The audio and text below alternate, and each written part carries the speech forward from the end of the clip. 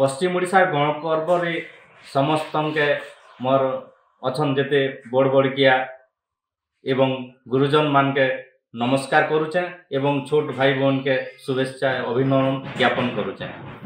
पश्चिम ओडिशा गणपर्व कृषि भित्तिक महान गणपर्व पर्व अटे। एठारे आमे समस्ते भाईचारार समृद्धिटा बढ़सी एवं समस्ते मिलिमिशि करी पूजापाठ करी जेन माँ लक्ष्मी नुआ थान जेन बाहर से ताके आमे पूजा करसुँ एवं समस्ते प्रसाद सेवन करसुँ। प्रथमे माँ समलेश्वरी के समर्पण करसुँ एवं माँ माणिकेश्वरी के समर्पण करी करी तांकर आशीर्वाद नेसुँ। एणु करी मुई माँ समलेश्वरी एवं माँ माणिकेश्वरी के प्रार्थना करुचे जे ए अंचल सुख समृद्धिर कामना आशा करी करी समस्तंकर ठारे भाईचारार समृद्धि स्थापन करा जाऊ करागले भल हवा बोली मोर आशा विश्वास।